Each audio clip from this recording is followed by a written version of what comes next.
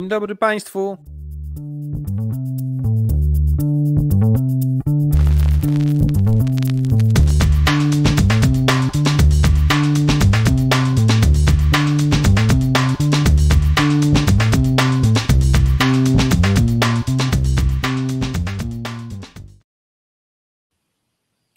Dzień dobry Państwu, wszemi wobec witają się jak najbardziej, jakbyście na to nie patrzyli i co byście nie widzieli, Paweł Jeżowski i Maciek Lisowski.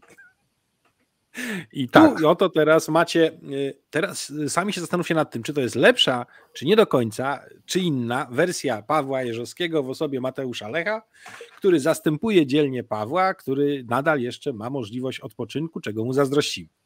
Tak, dzisiaj mamy Jeżowski, Lisowski prezentują bez Jeżowskiego. Ale jego duch jest z nami. Materiał Top 10 nagrywany w niedzielę, ale nie nagrany w niedzielę, gdyż w poniedziałek. Tylko Maciek się ostał z całego konceptu. Muszą być jakieś stałe punkty w wszechświecie. Tak. Ale fajne intro macie, ja już zapomniałem, że to tak wygląda. Kto wam to zrobił? Takie fajne. Nie wiem, nie znam, nie widziałem, a jeśli mam, to i tak na pewno jest zepsuty. No, tak, okej. Dobra, słuchajcie moi mili, od razu na początku dzięki za suby, komentarze, lajki. Jeżeli nie subskrybujecie naszego kanału, w sensie mojego i Pawła, a subskrybujecie Kapitan Maćka, to chodźcie do nas. Chodźcie. Żeby było jasne, przepływ w drugą stronę też jest racjonalnie i mile widziany od chłopaków z Kremlinki do kapitana Lisowskiego. To jest pełna wzajemność. Tak jest. I nie przedłużając, bo wasz czas jest cenny, a poniedziałek to już jesteśmy spóźnieni o całą dobę, przejdźmy do naszego zestawienia. Maćku, czy ty będziesz coś mówił, czy ja będę tylko mówił? Możemy się zmieniać i powiedziałbym, że otwarcie tego zestawienia na punkcie 10 jest bardzo, bardzo od dłuższego czasu sygnalizowane, że problem w rosyjskiej farmacji jest i nabiera kształtów, rozpędu, rozmachu i tutaj mamy o tym, że rząd odmówił zakupu leków za $1 miliard, które miliardy nawet dolarów, które to zakupy utknęły w Indiach, o których nie każdy wie, że produkują bardzo dużo komponentów oraz leków. Tak. I świat z tego mocno korzysta. Ja może powiem, o co chodzi tak w skrócie. Rosjanie mają problem ogólnie z lekami.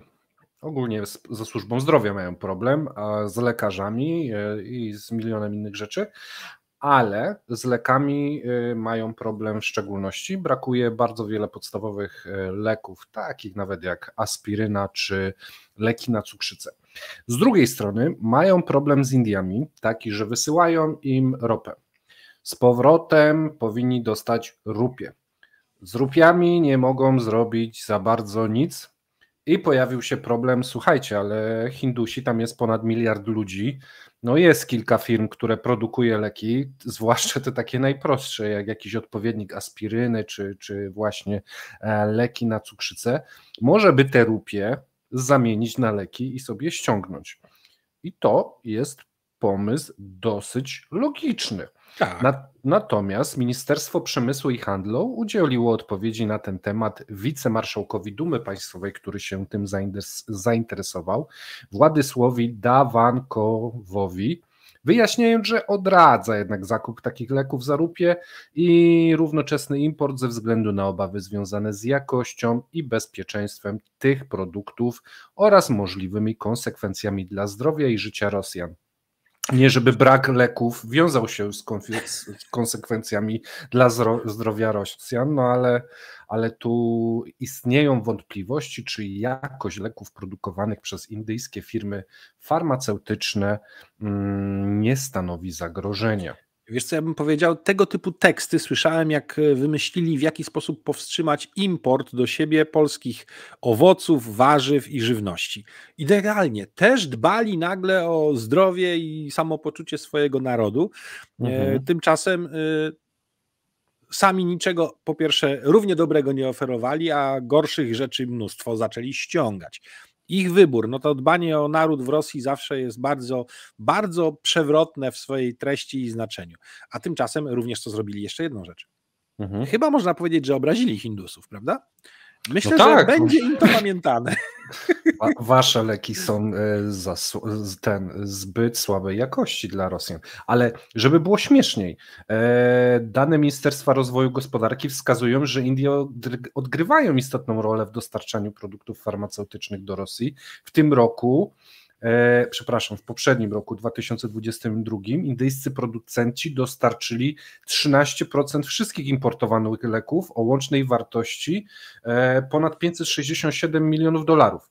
Więc jest to całkiem spory kawałek tortu i ściągają na co dzień te leki, a tu nagle jest, że no ale nie, więcej nie, bo one mogą być szkodliwe. Nie? Generalnie każdy dwucyfrowy udział w rynku jest już istotny, tak? To jest raz, a dwa, skoro nie mogą tego ściągać z zachodu, to i tak muszą praktycznie próbować ściągać tego więcej z Indii, ale twierdzą, że tak nie robią. No zobaczymy. Wiesz co, mnie się wydaje, i to omawialiśmy w CEP-ie w zeszłym tygodniu, że tam pewnie już jest jakiś kontrakt rządowy, ktoś już położył na tym palce i albo chce ściągać, nie wiem, z Chin, albo przystosowuje się w kraju do produkcji. No i teraz uruchomienie tego źródełka, że wyszłoby, że można taniej i dobrze, to wiesz, to później kasa się może nie zgadzać. No tak, nie? to by psuło interesy. A że troszkę ludzi nie będzie miało tych leków przez najbliższe 3-4 miesiące czy pół roku, no to jakoś jeden z drugim biznesmeni otrą łzy tymi, wiesz, dolarami, rupiami, rublami czy juanami i są gotowi na takie koszty, nie? I chcesz powiedzieć, że są gotowi na tego typu poświęcenie w swoim narodzie. Tak. Myślę, że to może po prostu na tym polegać, a nie tam, że szkodliwość. No przecież w Indiach żyje ponad 1 miliard ludzi. No, czyli i wiesz, to często są wykształceni ludzie, mają kilka tych firm farmaceutycznych, które myślę, że te podstawowe produkty są w stanie wykonać. Dobra, myślę, że ten temat mamy omówiony. Ja bym przeszedł do punktu 9, czyli słynnej reklamy z chomikiem Gazpromu, która nam obwieszczała, że będziemy żarli chomiki dzieciom, żeby przetrwać tą zeszłą zimę, no ale minął rok, zbliża się zima kolejna i Maćku, wiesz jak wygląda sytuacja z gazem? Nakupowałeś sobie różnych kożuchów i chomików, masz w piwnicy na zapas na wszelki wypadek? I się okazało, że ten znienawidzony punkt na mapie, o którym nawet nie mówią, że jest krajem, zwany przez nich chachłami, a nie Ukrainą, to jest miejsce, w którym jest najwięcej w Europie pojemności magazynów podziemnych na gaz. I Unia Europejska tyle ma tego gazu ściągniętego z różnych kierunków, głównie omijających Rosję w różnej postaci, że aż wynajmują od tej Ukrainy, od tych chachów, pojemności w tych magazynach, żeby mogli przechować to, co kupili, bo mają magazyny po raz pierwszy od dawna przed zimą absolutnie wypełnione do granic bezpiecznych parametrów. Europa ma setkę, słuchaj, Europa ma setkę, na morzach jest 21 gazowców, które czekają po prostu na rozładunek, służą za magazyny na wodzie, a do końca listopada, do końca tego miesiąca będzie już tych gazowców 30. Dodatkowo Ukrainie wysyłamy nadmiar, zapełniamy jej 10 miliardów metrów sześciennych powierzchni magazynowej i stanowi to rekord, słuchaj, to jest rekord zapełnienia magazynów od początku ukraińskich, od początku wojny, więc Gazprom tym szantażem, tą reklamą z chomikiem się tak ośmieszył, że wiesz, z perspektywy roku, że to jest szok. My nie dość, że zmieniliśmy źródła dostaw w przeciągu roku, jesteśmy pod korek załadowani, nawet mamy już, wiesz, zapas na morzu i nawet wysyłamy to na Ukrainę, bo nie mamy gdzie tego trzymać. A co robi dodatkowo Ukraina? Kończy jej się umowa na tranzyt rosyjskiego gazu przez swoje terytorium i Ukraina, jak dotąd sygnalizowała, teraz twardo mówi, my nie chcemy przedłużać tej umowy, cześć jak czapka. Tak, dokładnie. I co ciekawe, był taki, jedna sprawa. na giełdzie TTF, na giełdach holenderskich gaz kosztuje teraz w okolicach 47-48 euro, gdzie w szczycie tej... Zależy za jaką jednostkę, bo jest podobno w różnych. Tak, ale wiesz, chciałem porównać za tą jednostkę, która jest na giełdzie po prostu. Tak, w stosunku do tego, co było w zeszłym roku, było 350. 48? No, 7 350. Razy. No, tam wiesz. Więc nie ma żadnej paniki. Natasza Fielding, dyrektor do spraw cen gazu w Europie w firmie Argus, uważa, że ryzyko braku dostaw do Europy zimą jest znikome. Chyba że nastąpią jakieś rozległe zakłócenia w dostawach lub bardzo mroźna zima w Europie i Azji jednocześnie i to jest... i nawet pomimo tego mamy w Europie magazyny gazu zapełnione na tyle, że wystarczą dla całej Europy na 2 do 2,5 miesiąca pracy z pełnym obciążeniem w tych miesiącach zimowych. Bez żadnych dostaw. Przy zerowym dopływie. Kiedy wiadomo, że 30 gazowców czeka, więcej może też się pojawić, plus do tego jeszcze dostawy gazociągami z Norwegii, z północnej Afryki, czyli źródła dostaw są. A ile kiedyś Gazprom sprzedawał gazu do Europy? Około 160 miliardów. Tak, między 150 a 170 w zależności od tego i on sobie ten łeb uciął, a na zakończenie ucinania tej głowy wypuścił tą reklamę z chomikiem, która teraz odbija mu się czkawką, chociaż nie wiem, czy można mieć czkawkę z uciętą głową. No ale widocznie to był bardzo słony chomik i w tej chwili to bardzo ich piecze. Tak, bardzo. Jeżeli słyszycie tą informację po raz pierwszy właśnie u kapitana, a nie u nas, to ja zaproponowałem na koniec odpalenie sobie palniku gazowego, czy podkręcenie ogrzewania i można tak z czystym sumieniem powiedzieć, a udław się Gazpromie w tym roku tymi chomikami, no bo nie wyszło, ale wiesz, jeżeli nie widzieliście tej reklamy, to wpiszcie Gazprom chomik i obejrzcie, jak próbowano nas straszyć rok temu. No bo to było tak zrobione z premedytacją. I jak pięknie się to zestarzało. Dokładnie. Chyba przejdźmy do Gazprom został, prawda, wytarty o podłogę, to możemy przejść do punktu 8. Tak, słuchaj, ciężko będzie złoto wywieźć. Generalnie rzecz biorąc, ciężko bywało, ale teraz jest trudniej jeszcze, no bo jeżeli są takie obostrzenia, jeśli chodzi o dostęp do walut, które można by było wywieźć, zaczynają sprawdzać pendrive'y, czy aby przypadkiem nie są one portfelem sprzętowym do tych kryptowalut, zaczęli to sprawdzać rosyjscy celnicy, no to w tym momencie jeszcze niektórzy próbowali ze złotem fizycznym, czy to w wyrobach na paluszkach, obwiesz, prawda, Rosjanki, tudzież jakieś te sztabki, no i się okazuje, że jest trudniej. Tak, wiceminister finansów Aleksiej Mosiejew podczas posiedzenia Dumy Państwowej zasugerował ewentualność wprowadzenia zakazu eksportu złota przez osoby fizyczne z kraju. Ten zakaz dotyczyłby głównie sztabek złota, które obywatele nabywają od banków, korzystając z ulg podatkowych wprowadzonych po rozpoczęciu wojny. I tu dla przypomnienia, bo nie wszyscy mogą pamiętać, bo to był marzec zeszłego roku, prezydent Rosji Władimir Putin podpisał ustawę znoszącą podatek VAT od sprzedaży złota osobom fizycznym, a w lipcu zeszłego roku zwolnił inwestorów zajmujących się złotem z płacenia podatku dochodowego od osób fizycznych, jeśli sprzedają metal szlachetny z zyskiem. Według Ministerstwa Finansów w ubiegłym roku Rosjanie kupili rekordową ilość 75 ton fizycznego złota, co stanowi bagatela 15-krotny wzrost w porównaniu z rokiem poprzednim. Część tego złota można następnie było wyeksportować za granicę, tworząc sobie tam, wiesz, jakąś bezpieczną przystań gdzieś poza tym dziwacznym rosyjskim mirem. Minister Mojsew podkreślił, że pomysł ograniczenia złota, sprzedaży złota przez Rosjan i wywożenia go pochodzi od Federalnej Służby Celnej i obecnie jest przedmiotem analizy. Wielkość eksportu cienia tak to nazwali, czyli wywożenia tych sztabek, może wynosić według ich szacunków około 20 do 25 ton. To jest już bardzo duża liczba złota. No, przypomnijmy, jakie są polskie rezerwy złota. 314 ton obecnie. Całego kraju, a tam 25 ton ludzie wywieźli za granicę.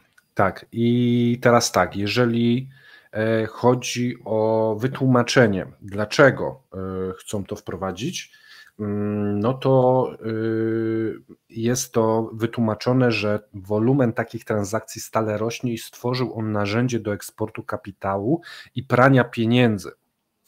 Oczywiście. To już jest wytrych specjalny, żeby się przypiąć do jakichś tych ustaw typu, aktów prawnych typu MiFID i tak dalej, o pranie brudnych pieniędzy, podczas gdy zwykły Rosjanin, ale kto może sobie pozwolić na zakupy takich dużych ilości złota? Słuchaj, bierzesz pożyczkę z banku, idziesz, kupujesz złoto do kieszeni, pakujesz walizkę i cię nie ma. Tak. I zaczynasz w nowym kraju nowe życie. No bo co łatwiej to przewieźć niż, walizę pieniędzy. Ale niewymienialne ruble na kilogramy wziąć w walizkach pełnych, kto to będzie chciał na zachodzie wymienić? Nikt. Dolarów i walut wymienialnych ci nikt nie pozwoli powyżej tych 10 000, które łącznie możesz sobie gdzieś tam podjąć, nikt ci nie pozwoli wywieźć, a jak zobaczą, że masz tego więcej, to ci skonfiskują, no to odpada, tak? No tak. A kto na zachodzie chce się bawić jakimiś dziwnymi rzeczami? A złoto jest konkret i kamienie szlachetne, tak? Więc zacznie się przemyt. I słuchaj, rozmawialiście z Pawłem w zeszłym tygodniu o komisarzach walutowych? Pewnie rozmawialiście. Oczywiście, pojawili się takowi, będą pilnować, żeby w niektórych przypadkach chodzi o 48 godzin.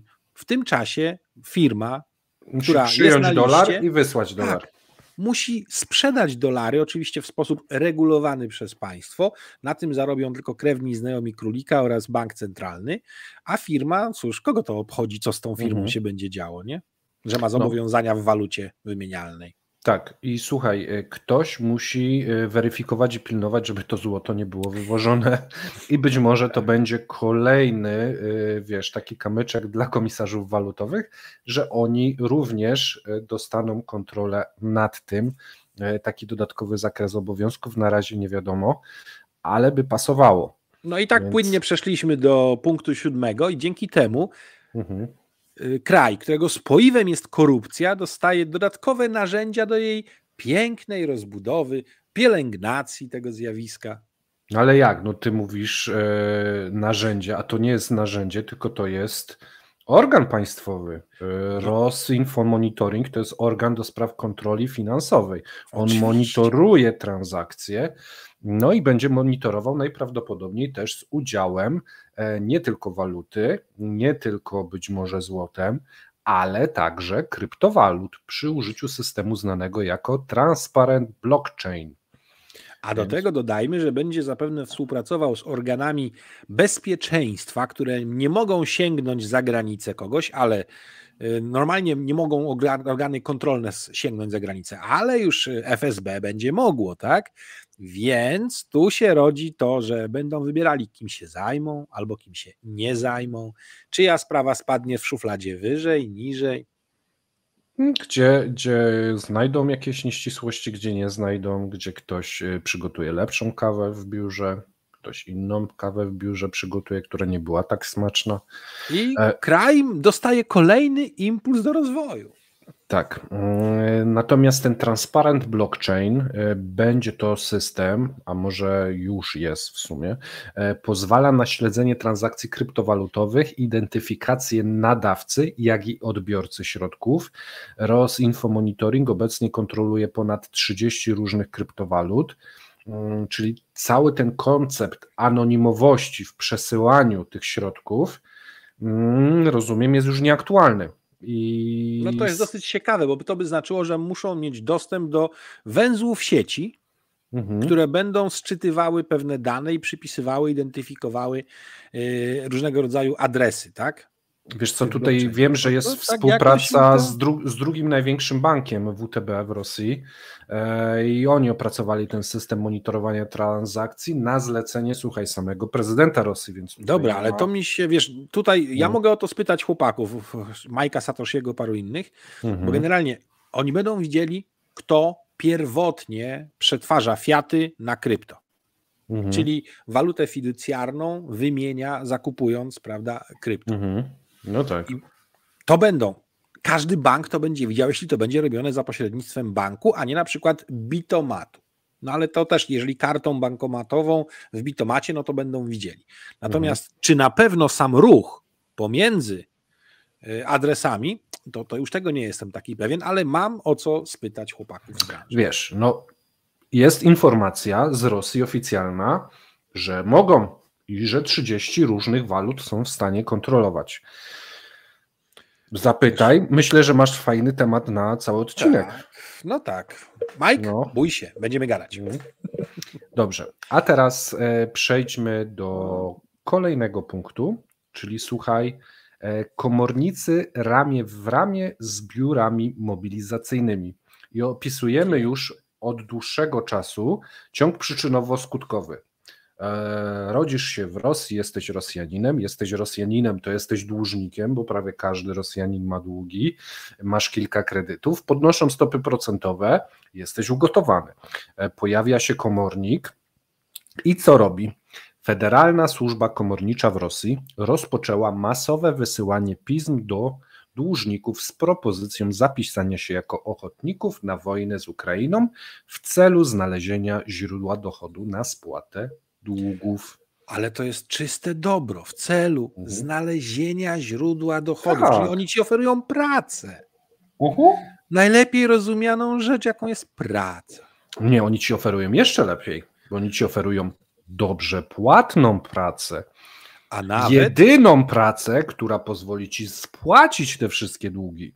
Bo to jest jedyna możliwa praca z takim zarobkiem, żeby spłacić ci 5 kredytów, które urosły ci od stóp procentowych sprzed 3 lat 4,75 na 15. Ty masz raty razy 3 na 5 kredytów. Więc wiesz, to jest nie zapominajmy, jedyna plus opcja. jeszcze stopa lombardowa, pierdoły dupela i to już nie jest 15 u takich firm i banków, tylko Tak, no hipoteczne już będą na 20. Ale już, wiesz, co to już znaczy? Są szacunki takie. Że taki rosyjski Ferdynand Kiepski nie może już powiedzieć, że nie ma w tamtym kraju pracy dla ludzi z jego wykształceniem. Przyjmą każdego.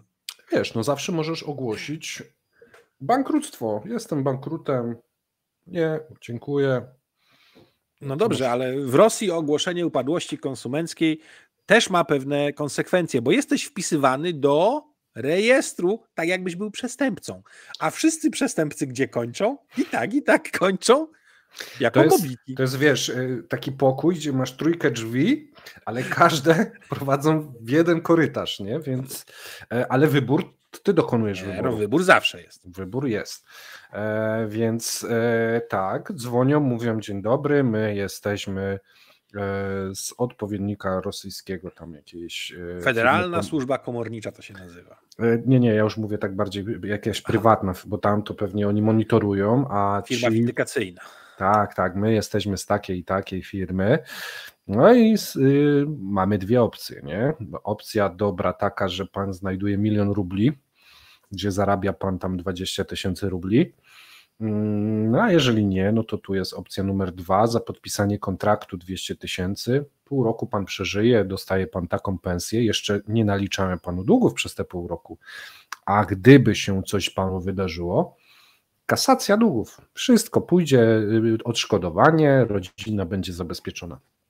Niestety jest to strasznie brutalne, strasznie niegodziwe, ale w tym momencie to się dzieje i ostrzegaliśmy, że będzie się to działo, no i jest jak jest. Tak. Ostrzegaliśmy i tutaj jest to pierwszy kraj, który tak zero-jedynkowo podchodzi do dłużników alimentacyjnych w tym momencie. Tak, słuchaj, Dima Miediejew zapowiedział, że do końca tego roku w charakterze ochotników i żołnierzy kontraktowych przewiduje 400 000 osób. Dużo czasu mu nie zostało do końca tego roku. Dużo czasu mu nie zostało, natomiast... A jakoś trzeba ten limit wypełnić. Tak, słuchaj, my w połowie roku jakoś mieliśmy program, gdzie informowaliśmy o ilości bankructw takich osobistych w Rosji i było przewidziane, że w tym roku o ile dobrze pamiętam, miało to być 300 000 osób.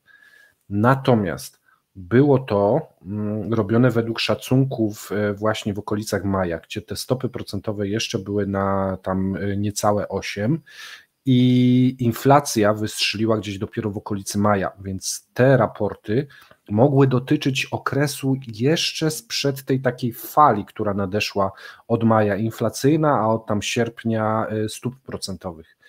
Więc te 300 000, no to oni może się właśnie przerobili na 400 000 i tu wcale nie powiedziałbym, że nie jest to możliwe, bo przy takich stopach procentowych i przy takiej inflacji, no ja nie wyobrażam sobie, jak można te zadłużenie spłacić. My dzisiaj wypuściliśmy w nowym tygodniu informację o zadłużeniu u komorników. Widziałeś może już materiał albo miniaturkę? Nie widziałem tego jeszcze, ale no wiedzieliśmy, że to potężnie rośnie i system bankowy rosyjski ma naprawdę bardzo poważny problem, a to również się tyczy systemu transferów socjalnych i tak dalej. To się na to przekłada. Więc... To słuchaj, 21 milionów Rosjan jest u komornika. Tak, to tą liczbę już znałem. Wzrost w tym roku, w 3 kwartały, 20%. Ale to jeszcze nie wyhamuje. To wiecie, dopiero przyspiesza. Ja myślę, że to jest kraj, który nie wprowadzając powszechnej kary śmierci, jednocześnie proceduje w taki sposób, że ona działa i funkcjonuje i nikt się nie może poskarżyć. No bo za dowolne przestępstwo, bylebyś tylko wylądował w ewidencji, w systemie, że jesteś karany za cokolwiek, a przypomnijmy, nie zawsze to wymaga działań sądowych, również administracyjnie jest to traktowane jak wyrok, równoważne z wyrokiem sądowym w pewnych sprawach i możesz administracyjnie, czyli urzędnik decyduje o życiu i śmierci, ferując ci w konsekwencji wyrok śmierci za coś tam, bo na przykład, nie wiem, nie zapłaciłeś 6 mandatów za parkowanie w mieście. Albo 4 rat kredytu za mieszkanie, nie? Bo tak. To na tym to teraz polega. Więc to nie jest tak, że do wojska tylko idą na przykład teraz przestępcy, jacyś tam z tych idą dłużnicy, ci, których żona namówiła, weźmy nowy samochód albo wyremontujmy mieszkanie i on poszedł i wziął ten 4. kredyt, który w tym momencie przekroczył próg spłacalności jego po podwyżkach stóp procentowych. On po prostu chciał zrobić dobrze dla swojej partnerki, dla rodziny, a skończy gnijąc w rowie w Ukrainie. A ja powiem bo jeszcze, tak jest skonstruowany teraz ten system. Zakładam, że to jest dominująca liczba, ale również są tam tacy, którzy poszli pożyczyć pieniądze, żeby dać dziecku szansę uciec z Rosji przed powołaniem do wojska, ale ostatecznie i tak rodzice za to zapłacą podwójnie, bo raz, że wzięli ten kredyt, a 2, jeśli nie są w stanie go spłacić, to do 60 roku życia nie uciekną przed zmobilizowaniem. No chyba, że są niepełnosprawni, tak? To jest pewna szansa, ale i to bym się nie upierał, bo już są sygnały, że byli żołnierze, albo raczej żołnierze, którzy utracili jakąś kończynę, są przywracani do służby w służbach, jakby to powiedzieć, tyłowych armii rosyjskiej, bo tam się nadal są w stanie przydać. No tak, to są straszne rzeczy. Jeżeli chcecie wiedzieć więcej o tych nowych danych ze służby komorniczej, puśćcie sobie dzisiejszego CEP-a, bo tam jest tych liczb troszeczkę więcej. A ja przejdę do następnego materiału. Punkt 5. A może by tak zakazać importu równoległego? Maćku, myślisz, że to jest dobry pomysł? Powiem tak, skoro ten import równoległy jest taki drogi, to on jest samą kwintesencją zła z jednej strony. No ale teraz pytanie, kto ten import równoległy organizuje? Ja myślę, że tu należy szukać przyczyn tego, bo gdyby ten import równoległy robiły organy państwa albo tylko jakieś wskazane, uprzywilejowane firmy, to pieniądze z tego zasilałyby tylko tych, których powinny, a skoro robią to wszyscy tymczasem, sprowadzając co się da i jak się da równolegle, to te zyski tak się jakoś rozmywają w sposób powszechny. To jest tak, jak kiedyś była afera alkoholowa w Polsce z przemytem alkoholu, spirytusu z Czech. Dopóki robili to tylko ci, którzy mogli, wszystko grało. A jak zaczęli to robić wszyscy, no to musiały zainterweniować służby. No być może tak jest. Import równoległy stał się w Rosji celem rosyjskich władz niedawno. W ubiegłym roku zezwolono na import równoległy, co pomogło unikać niedoboru towarów konsumpcyjnych i surowców po opuszczeniu Rosji przez czołowe marki i dostawców. Było drożej? No było. Pojawiły się podróbki, jak na przykład na oleju silnikowym, o którym będziemy mówili później, no pojawiły się. Jednak koniec końców dało się jakoś funkcjonować. Mogłeś zapłacić więcej, ale jakoś tam byłeś w stanie coś zdobyć. Problemy z podróbkami i rosnącymi cenami źle wyglądają, więc trzeba działać. No bo wiesz, jeżeli już ci się rozchodzi informacja o tym, że połowa na przykład tego oleju jest podrobiona, no to już troszkę powoduje to zamieszanie w społeczeństwie.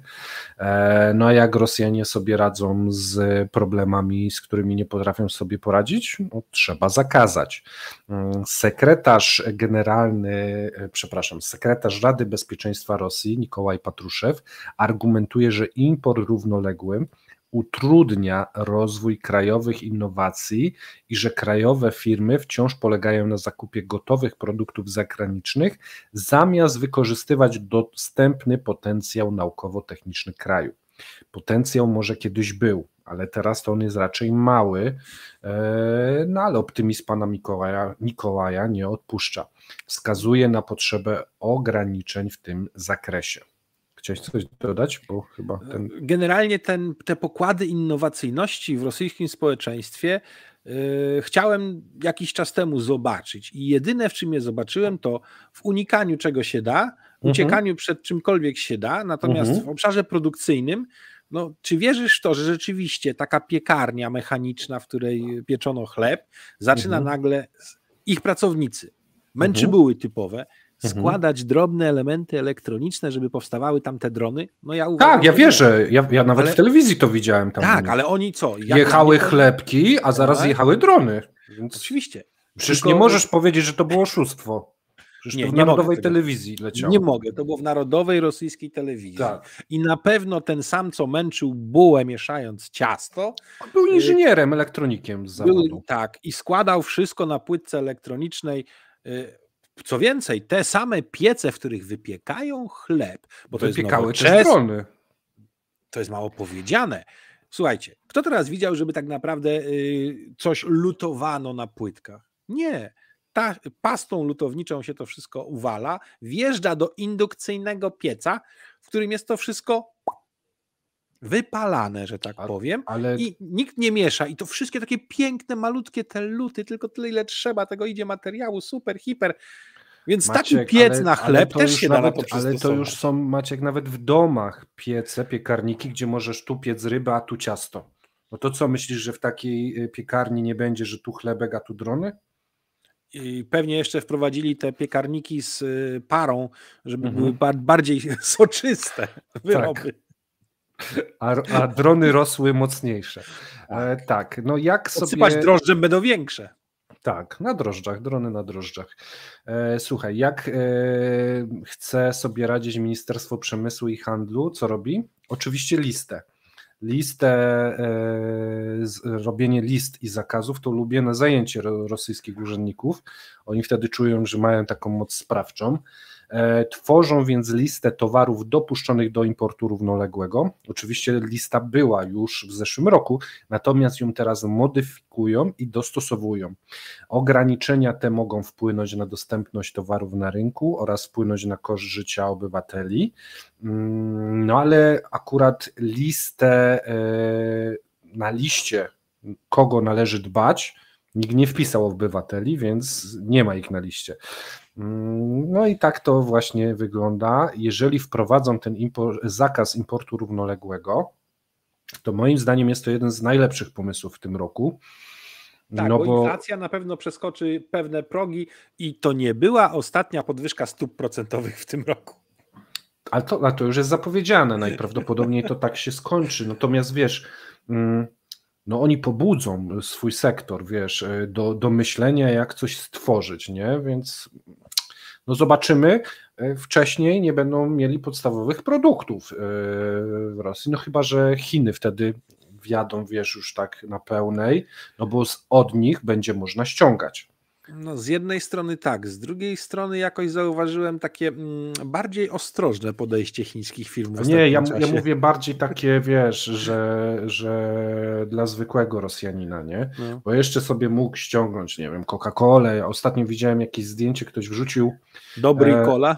Nie, Coca-Cola była w kebabie w Moskwie, ale za 200 rubli, czyli tam 9 coś. Biorąc pod uwagę, że najniższa krajowa to jest 800 na złotówki, 870 chyba od przyszłego roku brutto, no to dyszka, to tak możesz sobie kupić 80 butelek Coca-Coli miesięcznie, półlitrowych, za twoją miesięczną wypłatę, nie? Przy takim imporcie. Kiedyś były przeliczniki na to, ile można kupić chleba albo spirytusu. Przestali je stosować. No tak. Dobrze, przejdźmy do następnego punktu. Kazachstan znów utrudnia życie Rosjanom. Oni co jakiś czas bardzo ciekawe informacje płyną z Kazachstanu. Tym razem bardziej uderzenie w samych Rosjan niż we władze w Moskwie, gdyż Kazachstan planuje wprowadzić zakaz masowego otrzymywania kart bankowych przez obywateli Rosji.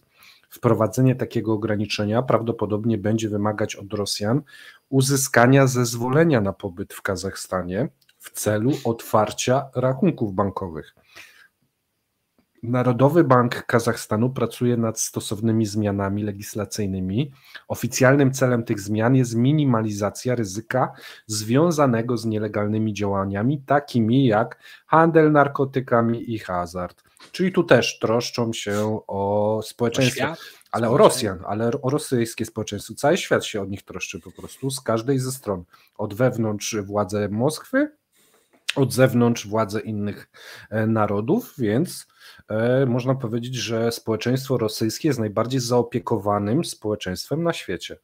Ale poczekaj, bo społeczeństwo rosyjskie ostatnio miało swoje święto, Dzień Jedności Narodowej, tak, w Rosji, i była taka scena na schodach, mnóstwo dzieci, bo zawsze propaganda radziecka, rosyjska uwielbiała odnosić się do dzieci jako gołąbków pokoju i one tam trzymały flagi różnych krajów, które zdaniem rosyjskim pomagają i są częścią ich wielkiej zbiorowości, to jest ważne, nadal są częścią ich wielkiej zbiorowości i razem oni walczą o ten lepszy świat, o ruski mir.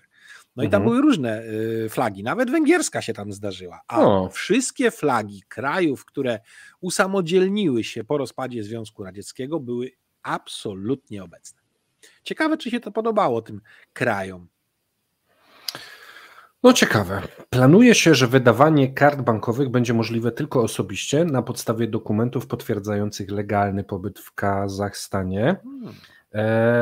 Dyskusje nad wprowadzeniem tych zmian będą prowadzone w pierwszych tygodniach listopada. Gdy parlament Kazachstanu przyjmie takie przepisy, to poinformujemy Was, jak będzie dokładnie to wyglądać, gdyż jeszcze takich końcowych szczegółów nie ma. Ale mam dla Was ciekawostkę. Banki w Kazachstanie w zeszłym roku, w 2 miesiącach, czerwiec, lipiec, wydały aż 50% rocznego wolumenu kart bankowych w związku właśnie z taką turystyką kartową. Temat dotyczy nie tylko Kazachstanu, ale dotyczy też wszystkich tych krajów, tak jak mówisz, które należą do tej wielkiej rodziny byłego Związku Radzieckiego, gdyż można tam sobie wyrobić kartę Visa lub Mastercard, od których Rosjanie są odcięci. A lubią na przykład korzystać z takich rzeczy jak Netflix, Spotify, Microsoft Office, wiesz, wszędzie, gdzie trzeba wpisać subskrypcję, no to te karty są potrzebne, albo jak jadą gdzieś na wczasy, wyjeżdżają gdzieś, no to nie wszyscy obsługują te karty, które teraz mają Rosjanie, bo nie można. No i dodatkowo tak, temat, no możesz przelać sobie pieniążki na bank w Kazachstanie i wtedy jest ciężej Rosjanom, rządowi rosyjskiemu ewentualnie położyć na ich łapę, nie? No zdecydowanie i tutaj jest ten argument po stronie Kazachstanu przyciągający Rosjan bardzo mocno do nich, któremu procederowi teoretycznie się sprzeciwiają, ale z drugiej strony mogą urosnąć potężnie na zasobach gotówkowych, to dlaczego nie korzystać? Ale jest problem, że Kazachstan obawia się troszeczkę mniejszości rosyjskiej. No, ma dosyć dużą na północy i tu już były sygnały mówiące o tym, że rosyjska agentura bezpieczeństwa zaczęła mocno ruszać tych Kazachów rosyjskiego pochodzenia i tam są nie tylko organizacje, ale nawet chyba jakaś partia centralnie prorosyjska, nie nazwę jej separatystyczną jeszcze, ale wszystko się może zmienić. No więc tak, więc tu ja widzę pewny prosty system, jak odciąć tych Rosjan od tego systemu bankowości Kazachstanu, no i pewnie inne kraje ościenne też będą próbowały zrobić w ten sposób, no bo wiesz, jak już masz człowieka, który ma konto bankowe u ciebie w kraju, no to on przywiezie gotówkę, wynajmie mieszkanie, zaczyna pracować, wiesz, już coś się tam dzieje, nie? Bez konta jednak jest znacznie ciężej. Przejdźmy. A jednocześnie, jeśli tylko chciałby przyjechać, założyć konto i wrócić do Rosji, co nie wygeneruje tych dodatkowych elementów cross-sellingu, upsellingu i ruchu, to na tym zbytnio nie zyskuje Kazachstan. A jeżeli zmusi, żeby on spędzał odpowiednią ilość czasu na odpowiednich dokumentach, nawet za same dokumenty, żeby mógł przebywać, musi zapłacić, to jest zysk. No tak, zawsze to jakiś zysk. Przejdźmy do kolejnego punktu, czyli to, o czym wspominaliśmy już wcześniej. Nawet 50% olejów silnikowych w Rosji to podróbki. No i informacje o tym, jak działa import równoległy, myślę, że wszyscy wiedzą, dlatego tak krótko. Omijamy sankcje, kupując na przykład olej silnikowy w Turcji, potem przewozimy go do Rosji i tadam, jest olej silnikowy w Rosji. Mamy olej na rynku rosyjskim i to takich popularnych marek jak Castrol, Shell, Total, których oficjalnie w Rosji nie ma. Wszystko by było fajnie, natomiast jest pewien szczegół. Jeśli mamy oficjalną dystrybucję, to jedzie tam towar oryginalny, przebadany i jest pod jakimś nadzorem. Sprzedawany jest w centrach handlowych czy u oficjalnych dystrybutorów i nic złego się nie dzieje. Natomiast w sytuacji importu równoległego tracimy cały ten element kontroli. Wystarczy, że ktoś sprytny zacznie produkować podobne butelki. I mamy udział podrabianego oleju na rynku rosyjskim może sięgać 50%, podróbki można kupić zarówno w internecie, jak i w zwykłych sklepach. I tylko profesjonalista potrafi odróżnić podróbkę od oryginału. Pomimo kuszącej ceny, użycie podrabianego produktu może prowadzić do poważnego uszkodzenia samochodu, a naprawa silnika będzie kosztować nawet setki tysięcy rubli, twierdzą eksperci. Rosyjski rynek jest zalany podrabianym olejem silnikowym. Takie informacje podaje Związek Usług Motoryzacyjnych. Podróbki prawie nie różnią się od oryginalnych produktów wyglądowo. Cena jest oczywiście sporo niższa. I mówimy o wyglądzie, czyli opakowaniu i na pierwszy rzut, jak wylewamy, że wygląda podobnie.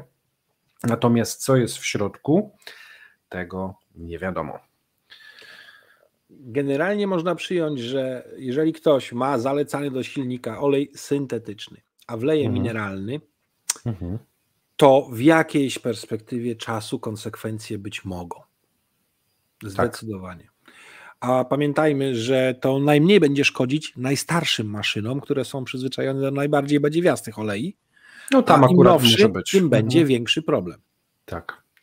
I wiesz, masz to samo opakowanie, kupujesz w prawdziwym sklepie. Ale ja jestem też pewien, że jest drugi obieg opakowań. Sprzedajesz, wyrzucasz na śmieci, to śmietniki wszystkie są czyszczone i dostarczane jest tam, gdzie trzeba. Tak jak kiedyś był skup butelek po niektórych alkoholach. Ale ja myślę, że wiesz co, że słuchaj, że jak masz jakiegoś mechanika, to on nie kupuje w takich butelkach 5-litrowych, tylko całe beczki całe. Więc pewnie nawet w ten sposób jest to robione. No co w tym jest? Ciężko stwierdzić. Wiesz, ja jak nagrywałem program o tym, zadałem pytanie i dostałem kilkanaście odpowiedzi od ludzi, którzy się na tym znają, że może to być całkiem okej, że nie musi być to jakieś strasznie świństwo. Natomiast jeżeli cena jest dużo niższa, no to tam może być naprawdę wszystko.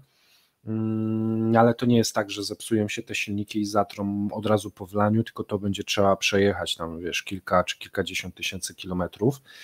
No i to będzie coś, co będzie nam wybuchało, wiesz, z opóźnionym zapłonem. Jeżeli połowa olei jest taka, no to wyobraź sobie skalę uszkodzeń silników tam za rok, półtora, 2 w Rosji, no bo ja nie wiem z jaką intensywnością będą wymieniali ten olej, kto trafi prawdziwy, kto trafi podrabiany, no i ile kilometrów przejedzie, nie? Ale sytuacja jest nie za ciekawa. Ale motoryzacja rosyjska wiele rzeczy i trudności potrafiła przeżyć i przetrwać, więc i pewnie tutaj jakoś dadzą radę. Zaczną sprzedawać jakieś dodatki, już szlachetniacze do olei. Tak, naprawa silnika poprzez wlanie, cudowny jakiś mechanik, tak, no to się znowu otwiera nowa furtka, nie? Klekocze ci silnik, wiesz, reklama, nie? Tu wlej tego, coś tam, 10 razy droższe, ale pomoże. Zawsze to taniej niż silnik wymienić, wiesz. No to najpierw wszyscy spróbują tego, ktoś zarobi, no i heja. Zostawmy troszeczkę silniki samochodowe, przejdźmy do tematów kosmicznych. Rosyjski model produkcji statków kosmicznych nie jest konkurencyjny w porównaniu do innych krajów, powiedział Jurij Borysow, szef Roskosmosu. A to bardzo dziwne, bo przez wiele lat mówili, że gdyby nie Rosjanie, co po części, ale w znacznej mierze było prawdą, gdyby nie rosyjskie silniki, to największe amerykańskie ładunki kosmiczne by nie były wynoszone, bo silniki były od Rosjan. Ale uwalniając całkowicie konkurencję i pozwalając, żeby powstała branża New Space w Stanach, tak bardzo rozwinęły się konstrukcje komercyjne, że w tym momencie już nie potrzebują korzystać z siermiężnych, paliwożernych, ogromniastych silników kupowanych od Rosjan. I w tym momencie rosyjska technologia została gwałtownie wyrzucona na aut. Słuchaj, on zwrócił uwagę szczególną na satelity. Borysow zauważył, że USA i Chiny produkują znacznie więcej satelitów rocznie niż Rosja. Według niego w Stanach Zjednoczonych istnieją moce produkcyjne, które pozwalają na produkcję 3000 statków kosmicznych, satelitów tu mu chodziło dokładnie. Chiny uruchomiły 6 zakładów produkcyjnych zdolnych do produkcji łącznie od 1200 do 1500 satelitów rocznie. W Rosji ta liczba jest ograniczona do zaledwie 40 sztuk.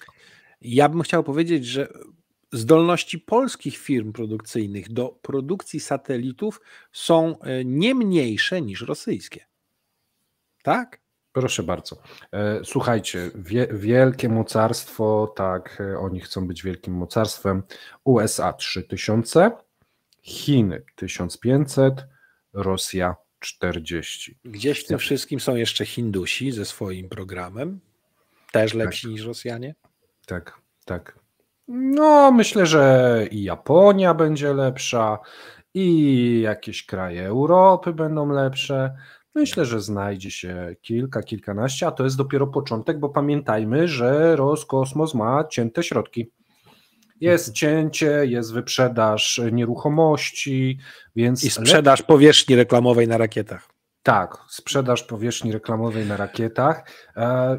Ja się zastanawiam, bo ten temat mi się niesamowicie podoba, czy jeżeli wykupisz reklamę na rakiecie, a ona wybuchnie, to zwrócą ci środki za umieszczenie tej reklamy, bo popatrz, bo to jest tak, z jednej strony rakieta nie poleciała, ale z drugiej strony jest we wszystkich wiadomościach. Właśnie. Więc to jest takie pytanie z marketingu, czy to się opłaca, że może wiesz, oni trzymają kciuki, niech wybuchnie, bo wtedy będzie w każdej, chociaż może nie pokażą w telewizji, bo to nie jest sukces. Widzisz, w zachodniej telewizji by pokazali. Wschodnie telewizje mogą nie mieć dostępu. Więc tu jest różnie. I słuchaj, zacytuję ci go jeszcze. Jesteśmy niekonkurencyjni, stoimy przed ogromnym zadaniem odwrócenia sytuacji. Podkreślił, że w ciągu ostatnich 10 lat globalna konstelacja kosmiczna zwiększyła się 10-krotnie i liczy obecnie niemal 9000 satelitów. Liczba rosyjskich satelitów wynosi około 220, co stanowi... A ty mówisz o wszystkich czy o sprawnych? Wiesz co, to są chyba wszystkie. Ja ci go cytuję, wiesz, może złom też policzył, nie? Wiesz, jeżeli ktoś ma niesprawnego trabanta na podwórzu, to mówi, że ma auto. No i ma. 220 satelit to jest 2,5% całości i tu muszę pana Borysowa pocieszyć, bo to i tak lepiej niż PKB globalne Rosji, gdyż przed wojną miała tylko 1,7% globalnego PKB, a przy osłabieniu waluty i gdy zakończy się cały ten wojenny cyrk, to nie wiem, czy 1,5% będzie w zasięgu, a może i mniej. Więc i tak pod względem satelit umieszczonych na orbicie wychodzą całkiem nieźle. Ale i tak to jest mało powiedziane. Rosja lubi mieć plany i lubi nakazywać pewne rzeczy. Przecież nakazano, że ma być konstelacja wielosatelitarna, taka jak Starlinka, ma powstać w Rosji. Przyjęto uchwałę, założenie ma być. Ale to bardzo nierozsądnie zrobili, bo wystarczyłoby wydać dekret zakazujący Starlinka. I po co się tak, nie byłby dostępny. I by nie było go. Dekretem go zakazać i ale tyle. Słuchaj, to jeszcze się ścieżka nie zamknęła w tym zakresie. No nie, jeszcze mają możliwości. Słuchaj, przejdźmy do miejsca pierwszego, a może zanim przejdziemy do miejsca pierwszego ze strony ekonomicznej, to ja mam do ciebie pytanie odnośnie wojny. Co z nią? Idzie zamrożenie? Idzie jakieś parcie na rozejm? Co się dzieje?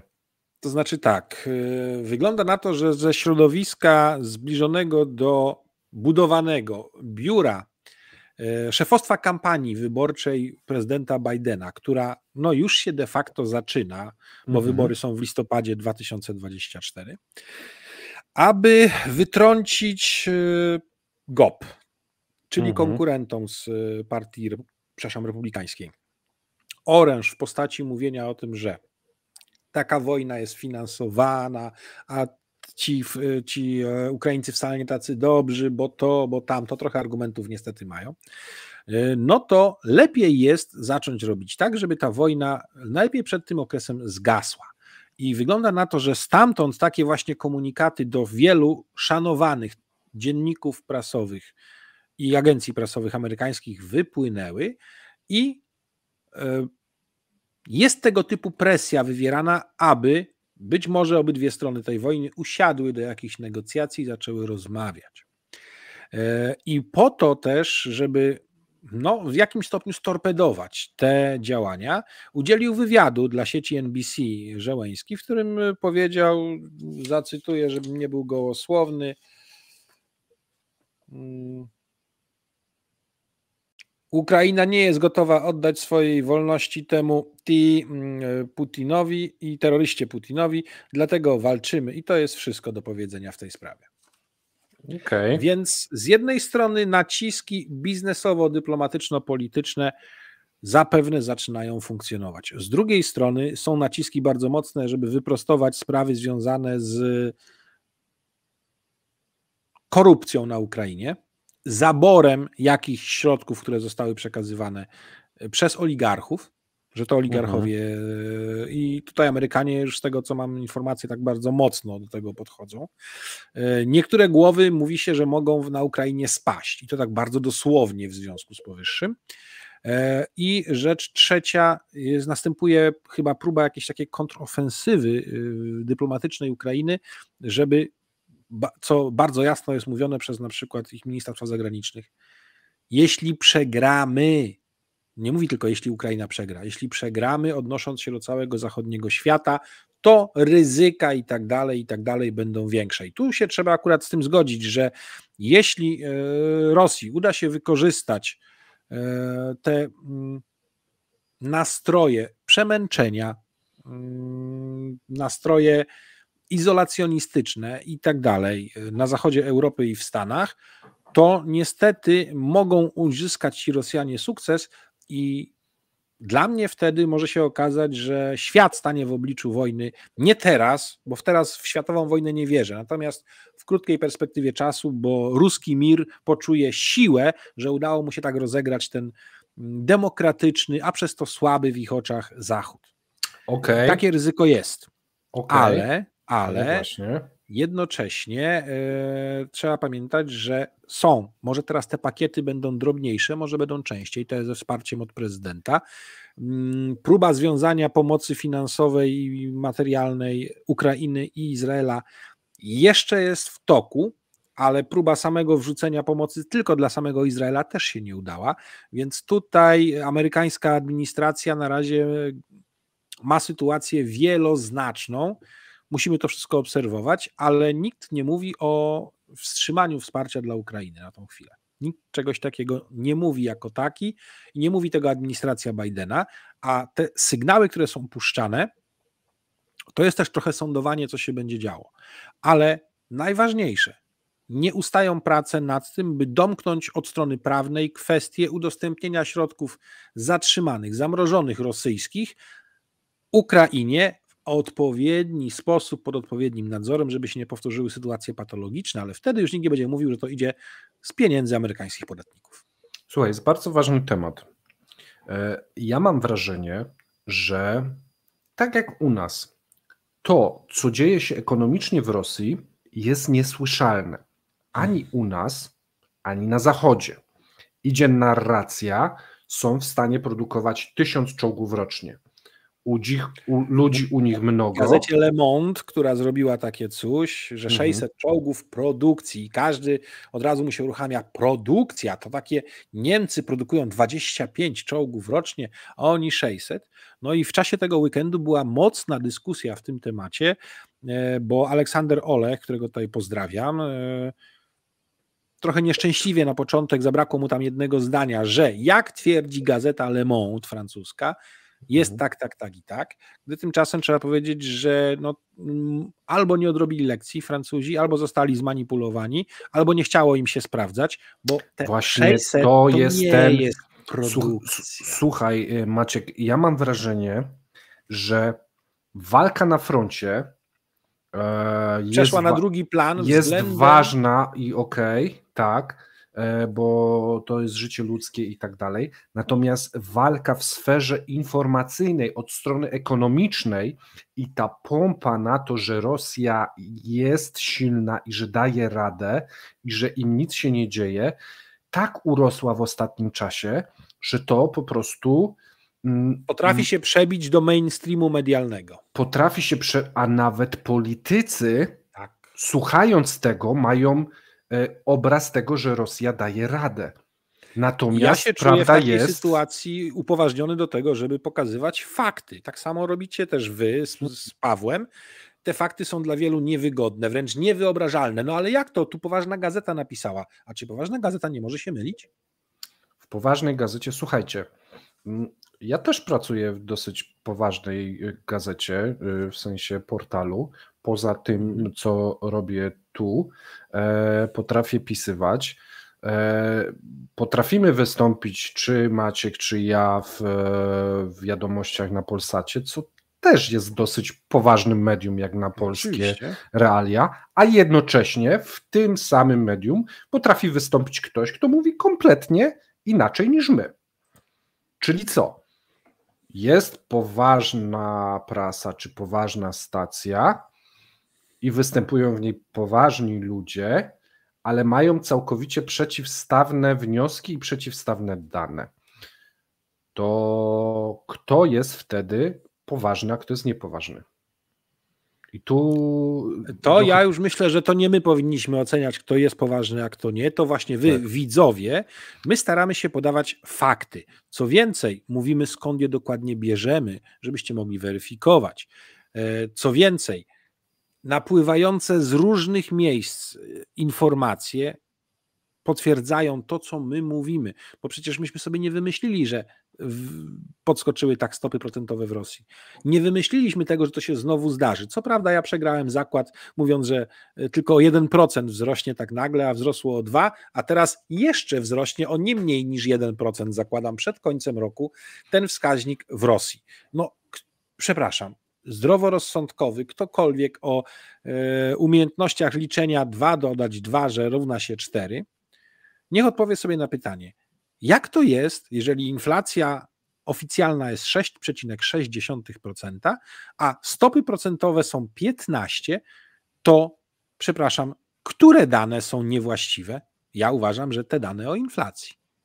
A jednocześnie ktoś mówi, że dobrobyt i wszystko w porządku w Rosji. Jedno z drugim się wyklucza. I ja to powiedziałem, żeby po prostu podać przykład takiego, co to była za gazeta, Le Monde? Le Monde, tak. Tak, więc żeby podać wam przykład, tam też pracują ludzie, też czerpią skądś dane i uwierzcie mi, takich danych jak akurat próbujemy wam dostarczyć, w Rosji są ogólnodostępne. Natomiast nie wiem dlaczego, czy to jest lenistwo, czy to jest brak wiedzy ekonomicznej, czy to jest płacenie celowe, komuś, że celowe. Te dane, choć ogólnie dostępne są w rosyjskiej prasie, w rosyjskich publikacjach urzędowych i tak dalej, jakoś nie trafiają w ogóle na zachód. I to mnie bardzo ciekawi, czy po prostu ludzie, jeżeli już jest coś w cyrylicy, to mówią, o nie, to jest po chińsku, tu tego nie rozszyfrujemy i nie czytają tego. Więc dla mnie to jest bardzo ciekawe i tym chciałbym przejść do punktu pierwszego, czyli całej serii danych dotyczących zadłużenia Rosjan. Bo to, co mówiliśmy o komornikach, to jest ta jakby druga część, natomiast słuchajcie tego. Według danych Banku Centralnego Rosji, oficjalne dane, można normalnie wejść i sobie to przeczytać. Praktycznie co trzeci Rosjanin posiada obecnie zadłużenie w banku lub organizacji mikrofinansowej, czyli udzielającej takich pożyczek, wiecie, na 365% rocznie. Ale jest jeden bardzo ważny szczegół i ważne, abyście to wszyscy zapamiętali, zanim przejdziemy dalej. Mamy prawie listopad, a spływają nam dane z 1 lipca, czyli to, co teraz będę czytał, to są dane za 1 lipiec, czyli z okresu, gdy stopy procentowe wynosiły jeszcze 8%. Teraz mamy 15%. I słuchajcie dalej. Liczba na dzień 1 lipca liczba unikalnych pożyczkobiorców przekroczyła 46,7 miliona osób, czyli mamy w Rosji prawie 47 milionów ludzi, którzy mają chociaż jedną pożyczkę. Jest to wzrost o prawie 2 miliony w ciągu pierwszego półrocza i o prawie 4 miliony od zeszłego roku. Unikalny pożyczkobiorca ma często kilka kredytów. Co szósty kredytobiorca, czyli 17% z tych 47 milionów, posiada przynajmniej jedną pożyczkę w instytucjach parabankowych. Dodatkowo, poza bankami, łatwo policzyć, że na dzień 1 lipca mieliśmy niemal 8 milionów ludzi z jednoczesnymi kredytami w bankach i parabankach. Maćku, kiedy się bierze kredyt w parabanku, jeżeli można wziąć kredyt w banku? No, jeżeli już jesteś nieatrakcyjny i nie masz scoringu pozwalającego ci wziąć kredyt w banku, to idziesz, szukasz droższych, ale jednak dostępniejszych bardziej pieniędzy w parabankach. Jesteś po prostu, mówiąc... Przymuszony. Chciałem powiedzieć coś innego, ale przymuszony chyba bardziej pasuje. I moi drodzy, mamy do czynienia ze spiralą zadłużenia na dużą skalę. I skąd moja teza? Słuchajcie dalej. Wzrost liczby kredytobiorców dotyczy głównie osób posiadających 3 i więcej kredytów. Czyli ten przyrost mamy już wśród osób, które są zadłużone po uszy. W ciągu 6 miesięcy liczba ta wzrosła o prawie 1,5 miliona ludzi i osiągnęła 11 milionów osób. Czyli to jest 11 milionów osób, które ma kilka kredytów co najmniej. 80% osób, które otrzymały kredyt hipoteczny w drugim kwartale, już posiadało jeden kredyt i jest to wzrost o 20% w stosunku do pierwszego kwartału. Jak wam rosną statystyki w kwartał o 20%, to nie jest za dobrze. Statystyki z lat przedwojennych są zupełnie na innej skali, gdyż niemal połowę niższej. Prawie połowa kredytobiorców hipotecznych, 46%, posiada co najmniej jeden kredyt niezabezpieczony. Czyli mówimy teraz o ubezpieczeniu od śmierci czy utraty pracy. Jeżeli jeszcze wam mało, to słuchajcie dalej. Analiza organu regulacyjnego wykazała, że większość kredytów konsumpcyjnych jest zaciągana w celu uiszczenia zadatku lub wpłaty na otrzymanie kredytu hipotecznego. Zdaniem Banku Centralnego dotyczy to dużej części kredytów powyżej 100 000 rubli. Oznacza to, że większość ludzi nie miała nawet na wkład własny przy zakupie mieszkania, więc poniekąd oszukiwała, aby dostać ten kredyt hipoteczny. Ale to jeszcze nie koniec. Ale wiesz, zanim pójdziemy dalej, takie proste pytanko zadam. Czyżby oni szli na rympał, że nieważne co, byleby wyrwać jakąś nieruchomość, która przecież będzie zabezpieczona na bank, będzie przewłaszczenie w przypadku tego wszystkiego i nie bacząc na wszystko, co się może wydarzyć, byleby tylko mieć tą nieruchomość? No to jest tak jak, albo liczą na to, że coś się wywróci kompletnie w Rosji i państwo będzie musiało systemowo wziąć to na siebie. Tak, dokładnie. A ponadto w tym momencie stopy procentowe, bo to jest 8%, nie? Bo mówimy jeszcze o okresie lipiec, ale już wtedy inflacja wynosiła ta ukryta około 30-40%. Więc biorąc ten kredyt, miałeś poniekąd, sytuację taką, że może przetrzymasz wartość. Dodatkowo sytuacja na rynku nieruchomości wyglądała tak, że mieszkania nowo budowane napędziły bańkę. Są o 50% droższe niż mieszkania na rynek wtórny. Więc tam to już jest w ogóle wielowarstwowe. Ale to na razie zostawiam, jeżeli jesteście zainteresowani, to jest komentarz dnia o bańce na rynkach nieruchomości w Rosji. W zeszłym tygodniu nagraliśmy, możecie sobie odtworzyć. Ale wracając do tego, w ciągu pierwszych 6 miesięcy po zaciągnięciu kredytu hipotecznego rośnie zapotrzebowanie na kolejny kredyt niezabezpieczony, stwierdził Bank Centralny. Według jego szacunków co 4. kredytobiorca hipoteczny mógłby zaciągnąć kredyt na remont. Chciałby zaciągnąć kredyt na remont. Mamy więc kredyt konsumencki na zadatek, żeby wpłacić do banku, mówiąc tak, uzbieraliśmy, mamy, dajcie teraz nam hipotekę. A potem bierzesz tą hipotekę i przychodzą, no mamy już to mieszkanie, ale teraz byśmy chcieli jeszcze na remont. Więc wchodzimy w zakup mieszkania z 3 kredytami od razu. I to większość Rosjan tak zakupuje w tym momencie mieszkanie. Zadłużenie obywateli z tytułu niezabezpieczonych kredytów konsumenckich wzrasta. Średnia liczba kredytów wśród kredytobiorców, którzy otrzymali pożyczkę niezabezpieczoną w pierwszym półroczu, wynosiła 1,8 kredytu na dłużnika, czyli zbliżają się już do 2 kredytów niezabezpieczonych na każdego dłużnika. A teraz często są to pary, które przychodzą wspólnie ubiegać się o kredyt hipoteczny. Trzeba pomnożyć ten wskaźnik razy 2 i to jest jak najbardziej słuszne.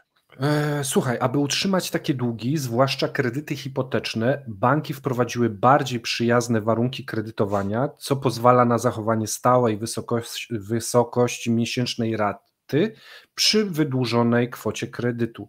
Nabiulina, prezes Banku Centralnego, alarmowała o tym w marcu czy w wakacje, a menadżerowie banku co robili?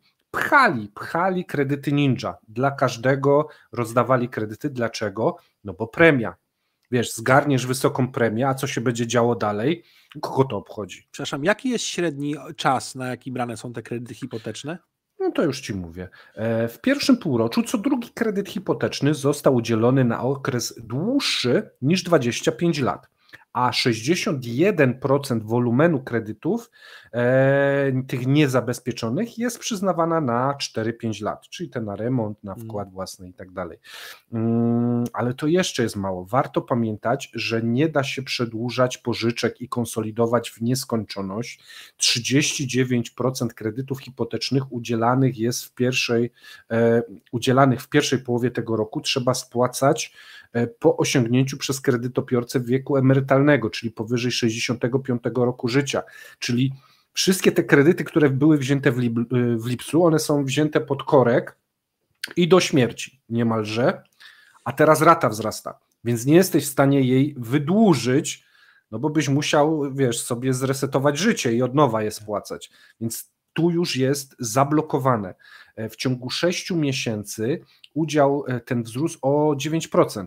To przepraszam, kiedy wejdą przepisy umożliwiające dziedziczenie kredytu? Ja myślę, że to już jesteśmy bliziutko. Chyba że po prostu zabrać, bo to może się nie opłacać, lepiej zabrać mieszkanie i znowu wystawić, wiesz, i nowe pokolenie niech się zadłuży na nowo, na całe życie. Po co, wiesz, w ten sposób. Więc wygląda to tak, że 60% Rosjan biorących kredyty hipoteczne jest zadłużona od startu do emerytury. Już na dzień dobry. I ma najczęściej od razu 3 kredyty i to jest bez względu na sytuację życiową. Masz pracę, nie masz, jesteś chory, nie masz, wiesz, wzięli cię na wojnę, nie wzięli, wiesz, jest ten problem mega poważny i narastający problem zadłużenia wypycha ludzi z banków do organizacji właśnie parabankowych, gdzie mówiłem, że te niemal 8 milionów ludzi korzysta z tych kredytów, tych mikropożyczek. No nie bierzesz mikropożyczki, jeżeli cię stać na zapłacenie normalnego kredytu. To bierzesz już, gdy jesteś zapętlony, a to nigdy nie pomaga. To tylko, wiesz, przedłużasz swoje problemy o miesiąc, 2, licząc, że coś się wydarzy, ale te coś to się wydarzyło od lipca do teraz, czyli potrojenie rat, bo tu mówimy cały czas o okresie 1 lipca. I oni już brali te mikropożyczki, bo nie byli w stanie już tego spłacać, a teraz im to dowaliło, wiesz, oprocentowanie razy 2, czyli w okresie 25 lat razy 3 najprawdopodobniej ta rata będzie wyglądać. Czyli kredytobiorca rosyjski ma zasadniczo 2 wyjścia. Pierwsze, skorzystać z najlepszej oferty, najlepszej pracy na dożywocie, czyli pójść jako mobik, dać się zmobilizować, albo sprzedawać się po części na organy. No tak. Ci, którzy piją intensywnie alkohol, to troszeczkę nie bardzo. O tych organach nie myślałem w sumie. No, ale niestety. Z tego, co ja już tam słyszałem, to właśnie ta prywatna służba zdrowia zaczyna mieć problem z tym, że coraz częściej jest najeżdżana pod kątem właśnie poszukiwania nielegalnych donatorów organów. Że takie rzeczy już mają miejsce. Tak. Bo wielu chce kupić organy od osób rasy kaukaskiej, tak to nazwijmy, nie szukając ich w Indiach i tym podobnych miejscach z powodu genetycznych, czysto licząc, tak? Natomiast z tymi dawcami nie do końca tak dobrze jest w Rosji ze względu na powszechność spożywania napojów wyskokowych w dużych ilościach, które uszkadzają rzeczone organy. No i okej. I słuchajcie, ważne, żebyście o tym pamiętali. Koniec 2022 roku mówiliśmy i trąbiliśmy i pisaliśmy artykuły i nagrywaliśmy filmy o price capie na ropę, czyli na tym ograniczeniu, które uwaliło im budżet i pod koniec roku i na początku roku uwaliło im ten budżet. Później mówiliśmy o możliwości braków benzyny, o ograniczeniu tłumika i o kolejnych tam wpływach sankcji i tak dalej. Widzieliśmy to. W tym momencie ostatnie 1,5 tygodnia alarmujemy wręcz o lawinie zadłużenia w społeczeństwie i to będzie widoczne cały przyszły rok. To będzie do nas wracać, to będzie ten chyba najintensywniejszy odczynnik taki gospodarczy, który uderzy w Rosję, bo warto pamiętać o tym, jak działa gospodarka. Gospodarka działa tak, że ty masz pieniążki i idziesz sobie coś kupić. Jeżeli nie masz pieniążków, to sobie weźmiesz na kredyt i idziesz sobie coś kupić. Jeżeli masz 3 kredyty i już nie masz pieniążków nawet, żeby sobie coś kupić, ani nie możesz już pożyczyć, żeby sobie coś kupić, no to ten, co produkuje, nie ma komu sprzedać. Tak. I tu będzie w przyszłym roku niezła jazda, bo konsumpcja musi spaść. Jeżeli masz 47 milionów kredytobiorców, bo kredytów więcej, i lecą ci stopy procentowe w górę, a to jest 1/3 społeczeństwa, no to ta konsumpcja musi spaść. To jest ponad 1/3 społeczeństwa, nie ma jest realnie 134 miliony mniej więcej. Druga rzecz. No i to jest też tak, że bo czekaj, bo jest jeszcze jedna ważna rzecz. Tyle jest zadłużonych, ale ci zadłużeni, to oni żyją raczej w rodzinach, mają dzieci, więc trzeba dokoptować, dokleić do tych 47 żonę, 2 dzieci i mamy, mieszkanie.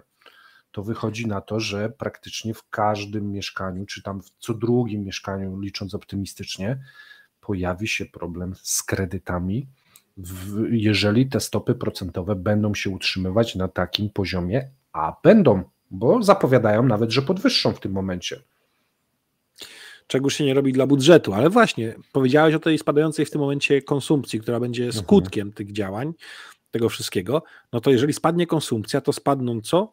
Spadną przychody budżetowe z tytułu wszystkich podatków, zwłaszcza tych pośrednich, no bo każdy będzie kombinował, żeby kupić coś taniej, pod stołem, poza obiegiem, więcej kontroli, więcej wszystkiego, nacisków, koszty też wzrosną, ale podatki muszą wzrosnąć, no bo jeżeli będziesz miał, wydatki na tym poziomie, nie będzie wpływów, musisz podwyższać podatki. A przypomnijmy, wydatki budżetu planowane przez Rosjan na ten rok były 29,5, będą 33 biliony rubli, czyli o 10% się podniosły.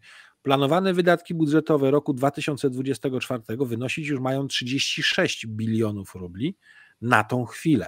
Ja myślę, że aktualizacja budżetu w takim tempie im się na pewno trafi co najwyżej w połowie roku. No i teraz spójrz na tą narrację, która jest tak pompowana w całym świecie zachodnim.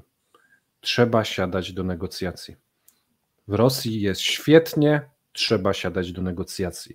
Zobacz, jak bardzo to się rozmija z rzeczywistością, albo jak bardzo komuś zależy, żeby w tym momencie dać Rosji oddech.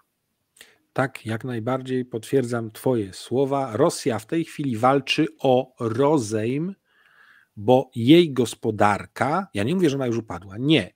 Ona jest w fazie schyłkowo-upadkowej, tak to nazwijmy, ale ten proces trwa. Jest coraz gorzej, ale nadal jeszcze dzięki terrorowi, aparatowi bezpieczeństwa i porządku publicznego i tak dalej, jeszcze to funkcjonuje. Dalej będą obierać oligarchów z pieniędzy, jakie mają, aż w końcu ci oligarchowie albo się zawiną, albo zaczną się stawiać. To też jest jakaś granica. Teraz mamy zdzieranie po prostu ze społeczeństwa. Tak. Teraz jest ta wajcha na tej stronie, że... Dopóki jeszcze jest to możliwe. W zeszłym roku mieliśmy wajchę przestawioną na społeczeństwo, nie może tego odczuć, bierzemy na klatę wszystko, dlatego nam ta dziura budżetowa tak szybko rosła. W tym momencie mamy odwrócenie wajchy i musimy zedrzeć ze społeczeństwa ile się da, żeby móc kontynuować to. I to jest coś, czego wydaje mi się bardzo wielu ludzi nie zauważa. Widzi militaria, widzi walkę na froncie, widzi ukraińskie problemy, ale nie zauważa tego, jak wielkie problemy ma społeczeństwo, a przecież jest ta zasada, do prowadzenia wojny potrzebujesz pieniędzy. Rosja nie ma pieniędzy znikąd, rosyjski rząd ma z podatków, ma z wpływów ze sprzedaży surowców. Tu na surowcach ma stratę, bo ma stratę cały czas, mimo że się poprawiło ze względu na to, że ceny ropy poszły do góry, to i tak ma kilkudziesięcioprocentową, bo ostatnio jak patrzyłem, to było 30% mniej niż w latach poprzednich. Wzrosty mają z wpływów wewnętrznych, czyli na przykład z VAT-u. I tu, jeżeli konsumpcja siądzie, jeżeli te długi docisną Rosjan tak, że nie będą w stanie ich spłacać, to się przerzuci też na system bankowy, który trzeba będzie dofinansować i to się przerzuci na konsumpcję, a więc na produkcję wewnętrzną, co też się przerzuci na przykład zwolnienia, bo nie produkujesz, to też nie potrzebujesz pracowników. I to są kolejne tematy, które wiesz, mogą uderzać. Co prawda ci ludzie to mogą pójść na front zawsze i ta praca będzie. Natomiast walcząc na froncie nie wyrabiamy wpływów do budżetu. Ja bym dorzucił jeszcze jedną rzecz. Połączony efekt działania komisarzy walutowych w firmach oraz to, że przecież sobie uzurpuje w tej chwili system skarbowy rosyjski to, żeby zajmować z rachunku przedsiębiorcy z góry określone podatki i tak dalej, zanim on to sobie porozlicza, użyje do bieżącej działalności, więc będą wyjmować pulę środków będących w dyspozycji biznesu, przedsiębiorstw, firm, zmniejszając tą pulę, którą są w stanie obracać. Kłopot z finansowaniem zewnętrznym, dłużnym tychże firm w bankach, które to wszystko zauważą, więc od razu obniżą im scoringi, ratingi i inne rzeczy, albo jak to się mówi, covenanta zostaną zastosowane przy tym wszystkim, co będzie dalej podcinać rosyjską ekonomię i wyciągać pieniądze z obiegu na poczet tego, co potrzebuje państwo. Tak, no stąd też na przykład zakaz wywożenia sztabek, nie? Bo pieniądz w obiegu musi być. Jeżeli ci wyjeżdża 25 ton, przelicz to na ruble, ile masz mniej w obiegu. Jeżeli masz założone konta w Kazachstanie i tam przelewasz gotówkę, licząc na to, że wyjedziesz i później, nie wiem, z Turcji sobie tą kazachską gotówkę z banku będziesz spożywał, a nie z rosyjskiego, no to są kolejne elementy, gdzie ci wypływa tej gotówki. Dobra, myślę, że... Ja myślę, że żeśmy opowiedzieli wszystko, ale ja dostałem ostatnio prośbę od jednego z widzów i uznałem ją za zasadną, żeby zrobić materiał pod tytułem które sankcje zaszkodziły Moskwie najbardziej. I chciałbym Cię właśnie zaprosić do tego, żebyśmy taki materiał w jakiejś rozsądnej, krótkiej przyszłości nagrali. To już technicznie kiedy, co i jak, ale uważam, że ale Moskwie ludności Moskwie? Nie, Moskwie jako Rosji. Okej. Jako Rosji. Coś można myśleć. A że rozbijemy to na to, co szkodzi państwu i szkodzi społeczeństwu, to ewentualnie już będzie techniczny zabieg w środku, bo to trzeba chyba będzie jednak rozdzielać. To, co bardziej boli Iwana Iwanowa. Bo jeszcze są sankcje, które sami sobie strzelili w stopę, to też są takie, nie? Więc tutaj jest temat, uważam, ciekawy do zrobienia, do którego Cię już w tym momencie zapraszam, bo dawno Cię solowo u mnie nie było, chyba ze 2 miesiące. Jestem. No, o co Ci chodzi? Jestem. Tak, jesteśmy, ale to w większym wymiarze. Tak. Dobra, to dajcie znać w komentarzach, czy chcecie moją twarz widzieć u kapitana, jeżeli będzie tych 1000 lajków pod twoim tym.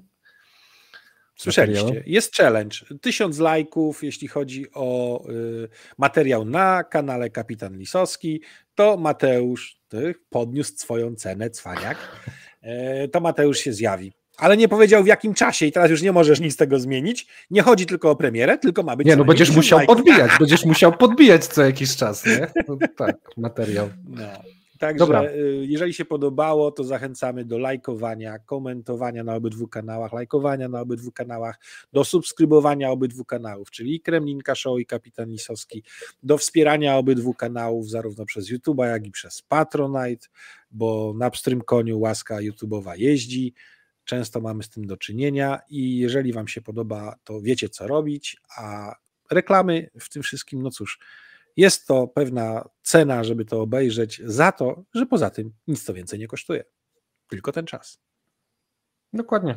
Trzymajcie się. Do zobaczenia. Do widzenia. Do usłyszenia. Cześć.